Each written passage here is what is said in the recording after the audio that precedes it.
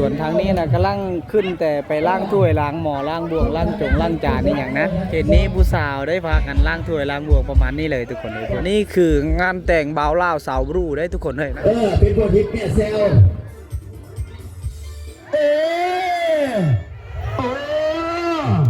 มุ่งพาบัตรเขาเจ้าเฮ็ดบอลที่เขาเจ้าอยากแต่งอยู่พวกกินนั่นแหละป้าผู้สาวเฮียบ้วนเม่น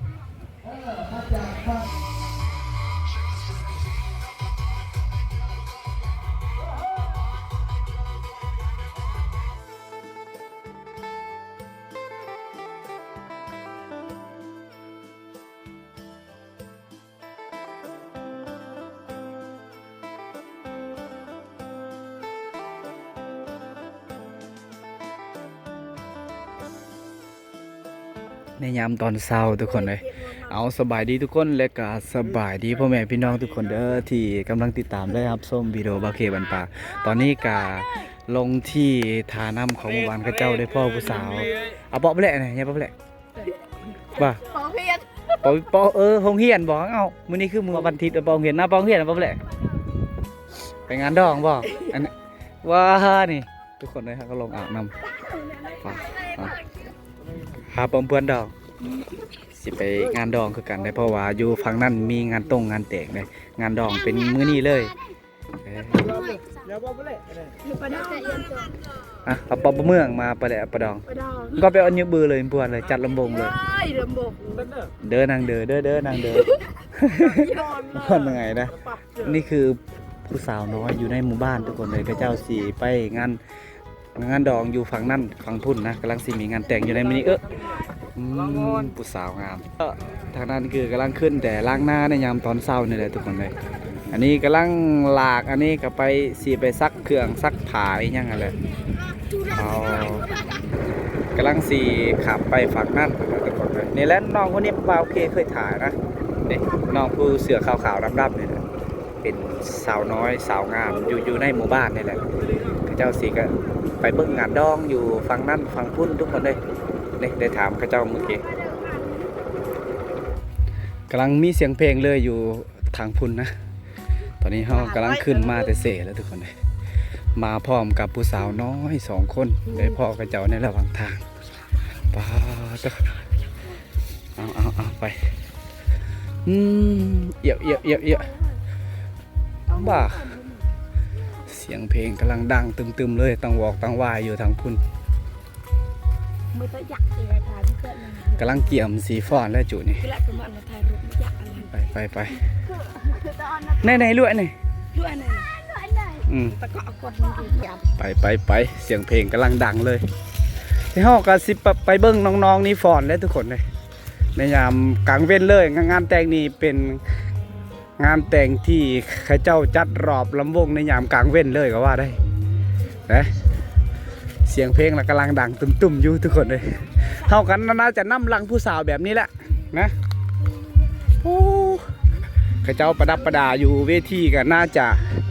สวยสดงดงามตามนั่นเลยทุกคนเลยฮะทุกคนเลยผ่านไปเป็น6 นาทีนะอันนี้คืองานแต่งบ่าวล่าวสาวบรูได้ทุกคนเลยนะว่าสีพาทุกคนไปเบิ้งว่าข้าเจ้าเสือจัดงานแบบใดจัดขึ้นแบบใดเลยคนก็น่าจะหลายแบบนี้เลยนี่แหละงานแต่งอยู่จุดนี้แหละจุดกกมะม่วงจุดนี้แหละทุกคนเลยทางนี้แมนซนละวนด้วยทุกคนเลยข้าเจ้าก็พากันมุ่งพาบัตรข้าเจ้าเฮ็ดบอลที่ข้าเจ้าอยากแต่งอยู่พวกกินนั่นแหละทางพุ่นก็น่าจะซนละวนกับเสียงเพลงเสียงยังเลยกำลังกินเหล้าเมาสุราเลยช่วงนี้แค่คนที่ข้าเจ้าจะเซิร์นมากก็ถือกำลังหลังไล่กันเข้ามาได้บางคนก็น่าจะฝ่อนน่าจะโยกแล้วจุดนั่นทุกคนเลยอันนี้คือจุแม่ขั้วได้นะกำลังสี่เฮ็ดกินเลยอยู่จุดนั้นนะทุกคนเลยซนละวนแบบนี้แหละทุกคนเลยเสียงเพลงกำลังดังตามนั่นเลยข้าเจ้าสีจัดรอบหรือว่าข้าเจ้าสีฟ้อนลำวงภายในกลางเว้นแบบนี้เลยก็ถือว่าแล้วเลยทุกคนเลยนะจัดรอบแต่ว่ามันเป็นงานแต่งบ่าวล่าวสาวบรูเลยก็ว่าได้ทุกคนเลยนะนี่แหละบ่าวเพกาจะให้ทุกคนในเบิ้มแบกยาวๆเลยว่าข้าเจ้าจะจัดงานขึ้นแบบใดทุกคนได้อยู่เขตนี้นะมื้อนี้ก็เป็นมื้อที่มีลมแน่นะเอาทุกคนเลยบ่าวเพมาอยู่จุดนี้นะตอนนี้ข้าเจ้ากำลังเสกสาวเสียงอีหยังต่างๆเลยทุกคนเลย เขาเจ้ากำลังสีเริ่มขั้นตอนในการปลูกแคนในยามกลางเว้นเลยก็ว่าได้นะนี่เขาเจ้าจะนั่งกินเหล้าเมาสุราแบบนี้เลยมักปุ่มเป้ามันน่าจะหลายลูกหลายดอกอยู่เขาเจ้าจะห้อยไว้จุดนี้ประดับประดาความสวยงามอยู่จุดนี้เลยนี่เห็นบ่ เรื่อง2 3 4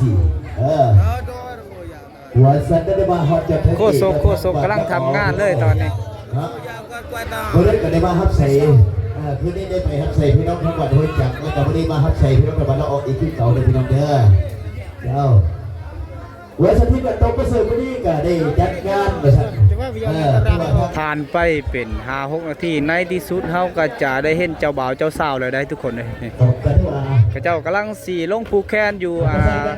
ตารางเฮือนหรือว่าเขาเจ้าสีลงผูกแขนอยู่กลางเวทีเลยก็ว่าได้ ย่อสู้ครับผัดเราดิพี่น้องเขาอยู่ทางหลังเขาด้วยสั่นบริษัทเขตนิเกียรติเนาะนั่งตัวนั่งกันเองยังกันตลอดสั่นให้ยกย่อคนว่าก ำลังลงจากเฮือนเลยตอนนี้เจ้าบ่าวเจ้าสาว อันนี้คืออันขอย้ำเลยทุกคนเลยบ่าวลาวสาวบรูนะอันนี้เจ้าบ่าวก็คือคนลาวเจ้าสาวก็คือคนชนเผ่าลาวทึ่งชนเผ่าบรูเป็นอย่างเลย มันจะไม่หลบมันเป็นยังไงวะ ทุกคนเลยก็เจ้าจะใส่ชุดแบบนี้คือกันนะจะจัดงานแบบนี้คือกันเลยสำหรับเขตนี้ เก่าพี่น้องคันว่าลบกับว่าลบบันไดพี่น้องแดดกับพอสมควรมาหอดนี่กันจะมันลบเอาแต่จะมันลบเพราะว่าอัตราว่าสมัติกับใจเย็นการเกียบปรีเป็นทีห้อยกระสูงพาควันเป็นทีห้อยเย้า อันนี้คือขั้นมาบิ้งตั้ง ขออภัยดังเด้อทั้งบรรดาอากาศเท่าในผาแดดจังปากในจังไรวะสันทั้งเจ้าภาพไฟสายเพิ่นมาโอ้อีตาโคตรสวยก็ได้พี่น้องเพิ่นสิย่องให้ครับพ่อเพลงยังจริงพ่อเพลงนี้จะฟังอยู่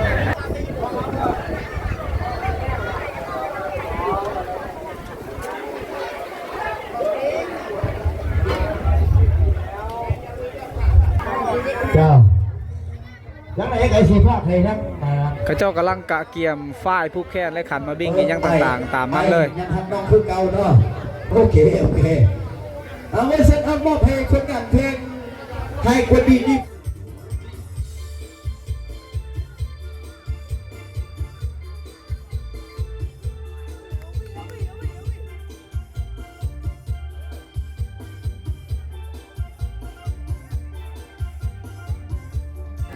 กำลังสีอยู่ขั้นตอนในการผูกแขนเลยตอนนี้คนก็น่าจะหลายเลย เพราะว่าเขาเจ้าจะจัดงานในยามกลางเว้นคนน่าจะหลายป่านนี้ทุกคนเลยนี่แหละเด็กน้อยผู้ใหญ่น่าจะเต็มเขาเจ้าจะผูกแขนอยู่กลางเวทีอยู่จุดนี้เลย อันนี้คือจุน้องๆที่กำลังสิทาลิ้นดีเจดีย่างเลยนะทาปั๊บดีเจเลย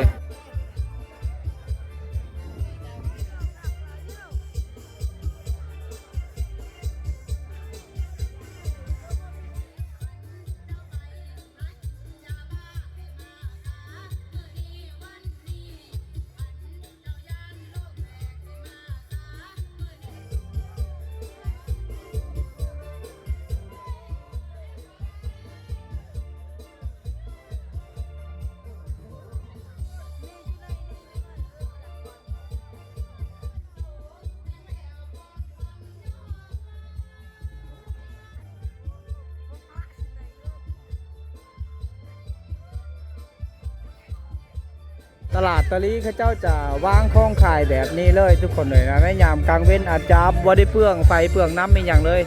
พากันซุ่มแซวแล้วก็พากันขายแบบนี้เลยคนมันน่าจะเต็มแบบนี้เลยได้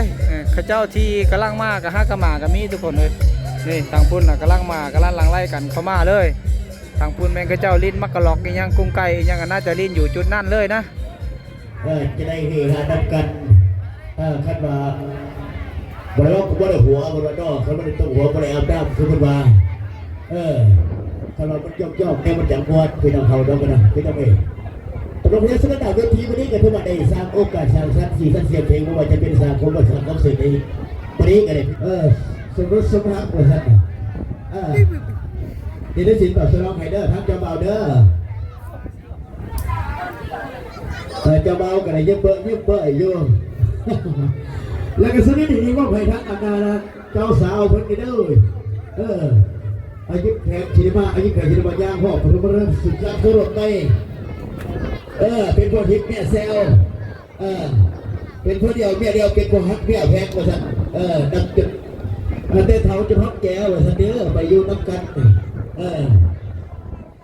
ว่าจะได้ทางกรรมการทางเรื่องว่าสิบว่าไปทางเจ้าเผ่าเราเดินทางเนี่ย เจ้าสีรอบลำวงเจ้าบ่าวเจ้าสาวเลยทุกคนหรือว่ารอบลำวงปฐมฤกษ์เลยในยามกลางเว้นเลยนี่เจ้าบ่าวเจ้าสาวก็น่าจะออกมาแบบนี้เลยทุกคนเลยโอ้ เจ้าเขามาฮอตจัดทั้งในด้านทั้งเจ้าสาวเจ้าบ่าวก็ได้อันทับแก้มอยู่มาทับสองสามอาเบ้ขอบใจเด้อขอบใจที่ไม่ได้น้ำใจเนาะเป็นผู้เดียวเมียเดียวเป็นผู้ฮักเมียแพงอย่างสมิทหางเป็นหลังใส่กันอยู่น้ำกันก็ได้จะน้อยว่าเมียอยู่ศาลเมียอยู่เหือนโอ้โหอันพวกอยู่ศาลเมียอยู่เหือนบ่ได้พี่น้องอันนี้เป็นคงเราจะเข้าใจน้ำกันเพราะว่าเป็นผู้เดียวเมียเดียวเป็นผู้ที่เมียเซลสินับอันนี้นะเกียร3 2 1โอ้เสมอกันเนาะบ่ได้ลุ้นไพ่บ่เนี่ยเสมอกันเลย50 ต่อ 50บ่เนี่ยว่ากันไปบ่เนี่ย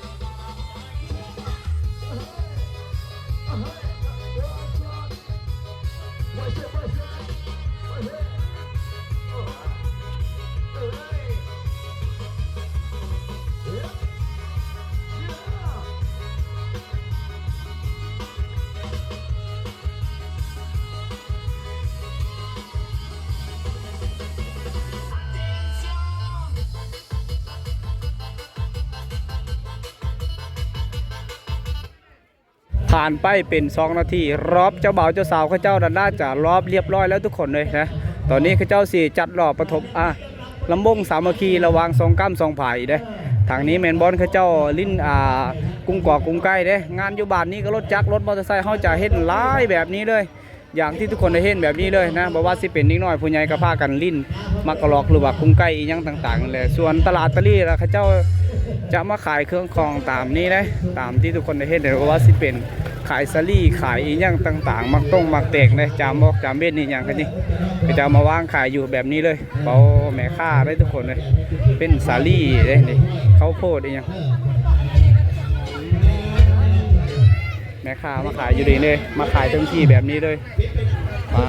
ผู้สาวเขาเจ้ากะเทียมสีออกก่อนออกยังเลยนะทุกคนเลยสีออกก่อนในยามกลางเว้นแบบนี้เลยน่าจะแม่นสาวๆน้องๆอยู่ในหมู่บ้านเลยนะขนาดกลางเว้นคนก็น่าจะลินลายแบบนี้เลยถ้าว่ากลางคืนแห้งลายกว่านี้เลยแต่ว่ากลางเว้นการจะ บ่ได้เปลืองดอกไฟอหย่างพากันลิ้นแบบสบายแบบนี้เลยแต่ว่ากลางคืนก็ต้องจะมีดอกไฟดอกหยังทุกคนเลยอันนี้นะสบายดูคนนี่เต็มตารางเลยเต็มเวทีเลยทางพุ่นหลังจากที่เขาเจ้าพ่อนผู้เฒ่าก็น่าจะหิวข้าวได้ทุกคนเลยเขาเจ้าสีมากินข้าวอยู่จุดนี้เลยเอานี่น้องคนนี้ทางพุ่นน่ะกำลังสีจัดรอบลำวงอีหยังต่างๆเลยนี่กำลังสีกินข้าวเขาเจ้าก็น่าอันนี้แมนบอลเขาเจ้าแต่งอยู่พวกกินนี่ทางพุ่นน่ะน้องเพิ่นน่ะกำลังขัวอาหารเพราะว่าเขาเจ้ายังบ่ทันได้กินข้าวเช้าเลยเด้นี่แหละพากันตักอาหารเอาอาหารแบบนี้เลยอยู่เขตนี้ก็น่าจะสนละวนกันกลางเว้นเขาเจ้าจะเฮ็ดแบบมือเดียวนี่แล้วเลยนะงานอยู่นี่ทุกคนเลยมันน่าจะมีแสงแดดร้ายมือนี้เป็นมือที่แดดเลยทางพุ่นกับสนละวนกับเสียงเพลง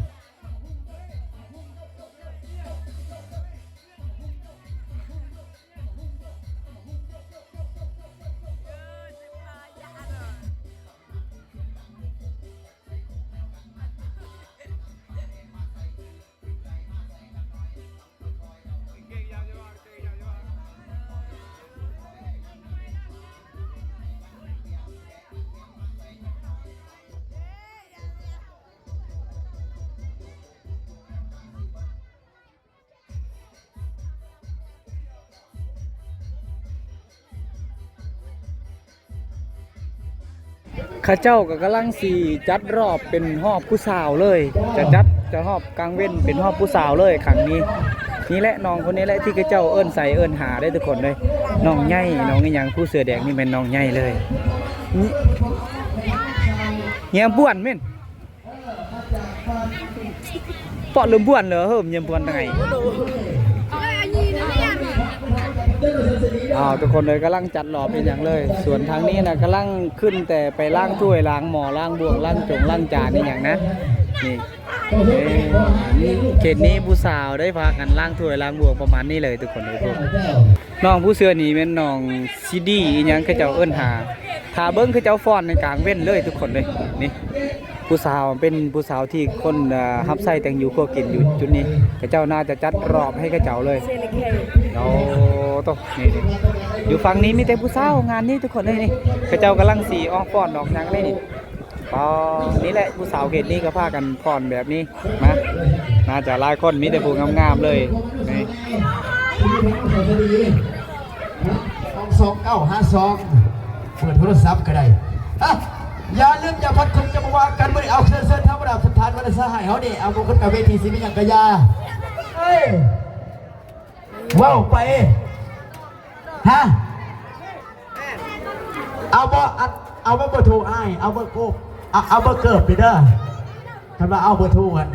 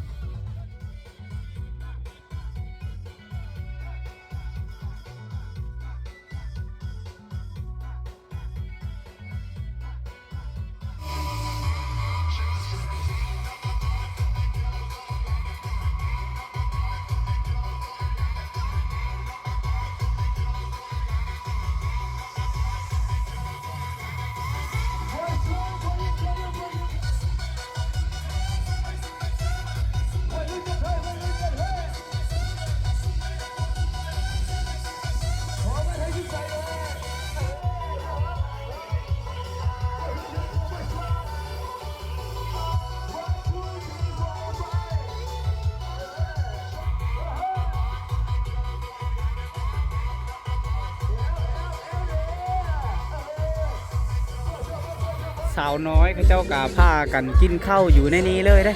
3-4 คนน่าจะกินอยู่จุดนี้จุดเดียวเลยเป็นสาวน้อยอยู่ในหมู่บ้านนี่แหละทุกคนเลยน่าจะเขาเจ้ากาพากันเฮียนกินเบียร์อย่างในแบบนี้เลยเอาทุกคนเลยนี่ละงานแต่งงานกลางเว้นนะเป็นงานแต่งบ่าวลาวสาวบลูทุกคนเลยเขาเจ้าจะแต่งงานแบบนี้เอากันแบบนี้เลยนะนี่แหละอย่างที่ทุกคนได้เห็นนั่นแหละส่วนงัวควายเขาเจ้าจะฆ่าตั้งแต่เช้าพุ่นนะตั้งแต่เวลาประมาณ 3-4 โมงแหละตอนนี้เขาเจ้ากับสนละวนกันมีแต่ฟ้อนอย่างเดียวเลยนะแต่ว่ายุคเขตนี้ก็นิยมกันฟ้อนแบบหลายคนนะ บ่ว่าสิเป็นผู้สาวอิหยังเขาเจ้าก็น่าจะพรกันเบิดเลยทุกคนเลยนี่แหละอย่างที่ทุกคนได้เห็นเมื่อกี้นี่แหละตอนนี้บาเฟ่ก็กำลังสีอย่างเมื่อทุกคนได้ขามเซ่คือเก่าได้ต้องได้จางเมื่อเขาเจ้า ต้องได้จางเมื่อขาไปขากลับก็ถือว่า20,000 กีบเลยได้นะต้องได้ลงทุนเลยไปนี่เพราะว่าน้ำกันยังหลายขามเซ่บ่ได้มากร้านทรายนี่ร้านทรายบาเฟ่เลยฮะเอาตอนนี้กำลังสี่ขามไปพูดแหละทุกคนเลยนะนี่แหละทุกคนเลยการไปการมาก็ต้องยุ่งยากกับเหือนั่นแหละสำหรับขามเสนะแต่ว่าเหือตัวนี้เราต้องได้ให้เงินเลยก็ถือว่าเป็นค่าจ้างค่าให้งานของเขาเจ้าไปกับกับ20,000 กีบวานนี้ก็20,000 กีบในปีโดก่อนนะทุกคนเลยอันนี้คือถือว่าเสาร์นี้ได้ให้เลย10,000อันนี้ก็ต้องได้ให้อีก10,000มันน่าจะขามแบบนี้จื้อจอดนี่เด็กน้อยก็ทาขามเหือแบบนี้